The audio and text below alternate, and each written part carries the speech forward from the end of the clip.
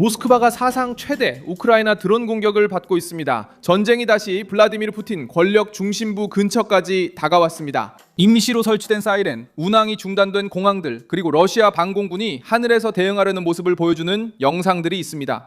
이번 공격은 우크라이나의 소행으로 여겨지며 러시아의 침공이 시작된 이후 모스크바를 겨냥한 최대 규모의 드론 공격 중 하나로 국제뉴스에 보도되었습니다.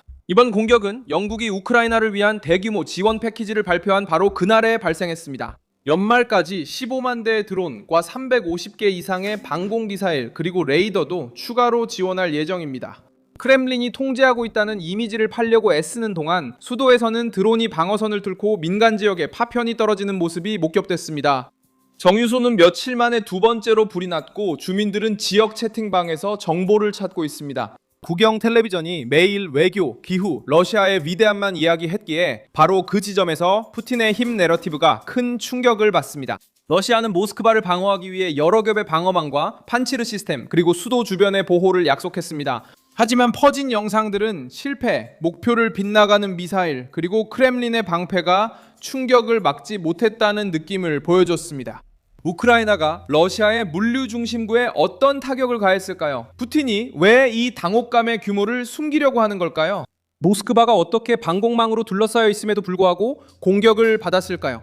지금 바로 그 모든 이야기를 들려드리겠습니다. 이런 직설적이고 군더더기 없는 컨텐츠를 좋아하신다면 구독을 고려해보세요. 여기서는 매일 이런 영상을 올리고 있습니다. 이번 공격은 모스크바 남동부에 위치한 카포트냐 정유소를 타격했습니다. 이 시설은 가즈프롬 네프트와 연관되어 있습니다. 이 작전은 새벽에 시작되어 아침까지 이어졌으며 우크라이나 드론이 모스크바 대도시 지역까지 진입해 해당 시설에 화재를 일으켰습니다. 러시아는 여러 지역에서 수백 대의 드론을 격추했다고 밝혔습니다.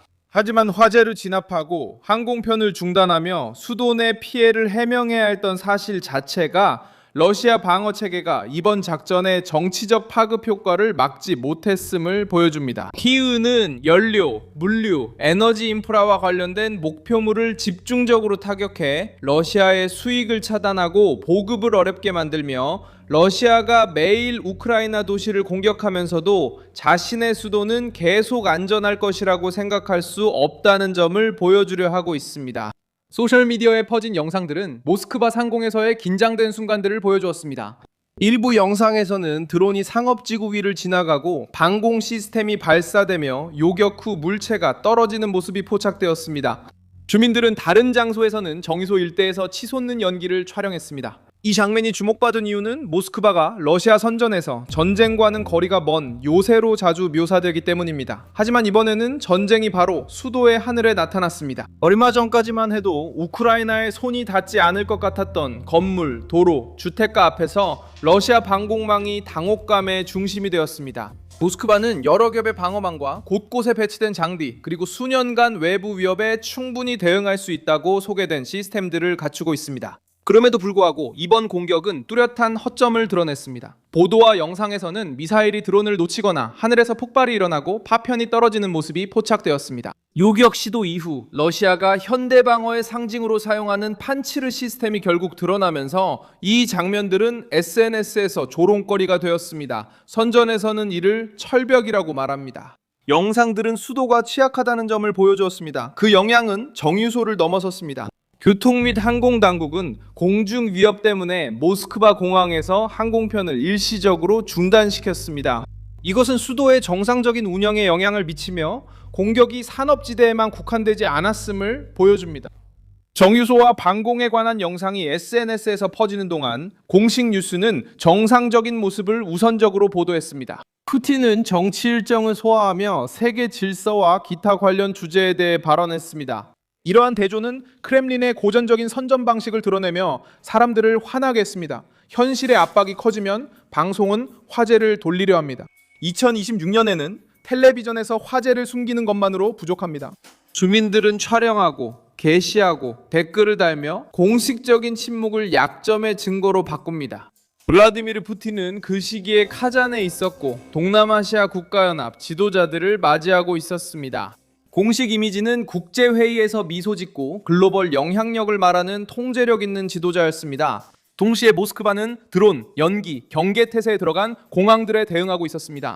이런 권력의 이미지와 수도 상공의 현실 사이의 차이가 왜 이번 사건이 정치적으로 그렇게 큰 부담이 되는지를 설명해 줍니다. 블라디미르 푸틴은 안정성을 보여주고 싶었지만 우크라이나는 그 취약성을 드러냈습니다. 볼로디미르 젤렌스키는 이번 공격을 러시아의 침략에 대한 대응으로 받아들이며 우크라이나가 자국 도시에 대한 폭격을 가만히 지켜보고만 있지 않을 것임을 다시 한번 강조했습니다. 그의 발언은 모스크바가 크렘린이 시작한 전쟁의 결과를 직접 느껴야 한다는 입장을 따랐습니다.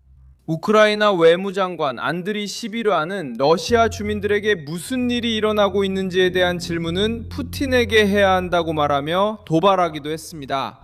전쟁을 시작한 것은 러시아였습니다. 남에게 파괴를 가져다 주는 자는 자기 집에서 영원한 평온을 요구할 수 없습니다.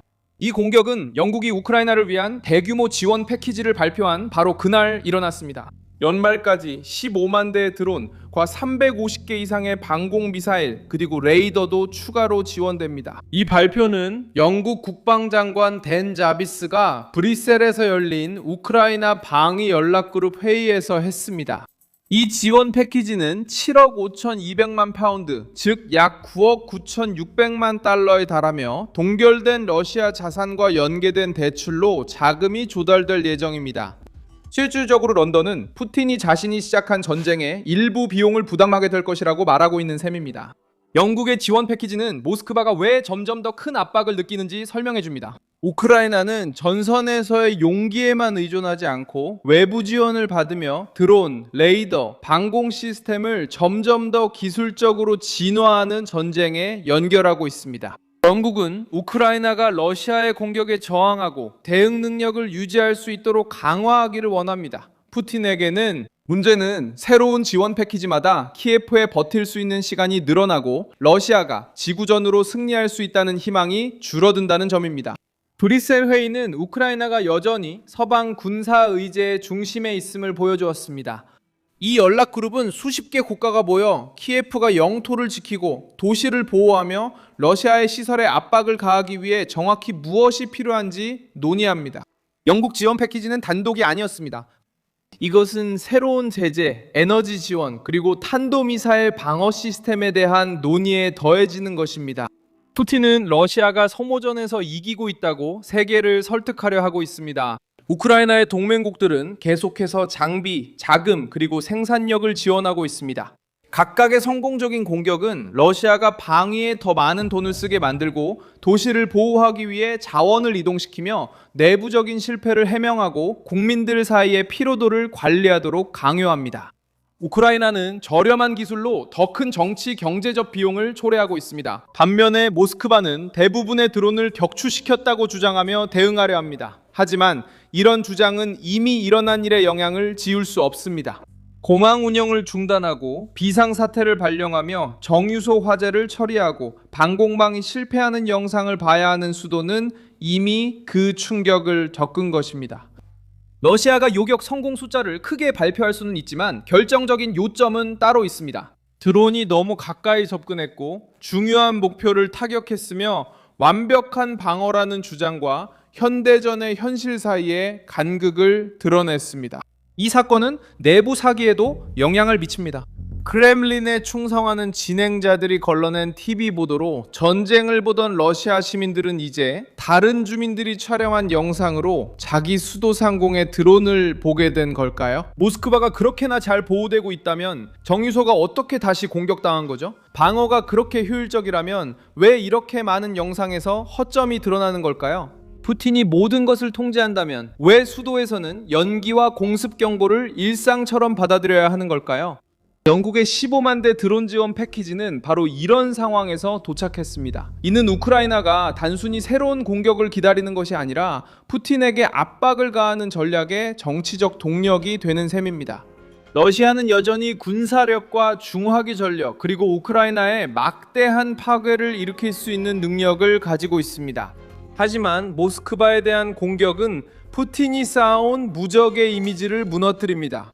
저는 밀손 알베스고 국제관계 전문가입니다. 저의 목적은 매일 진실로 여러분께 정확한 정보를 전달하는 것입니다. 뉴스 링크는 영상 설명란에 있습니다. 이 영상에 좋아요를 눌러주시고 채널을 구독해주세요. 그리고 끝나면 댓글도 확인해보세요. 여러분이 커뮤니티와 더 잘 소통할 수 있도록 말이죠. 밀손 알베스였습니다.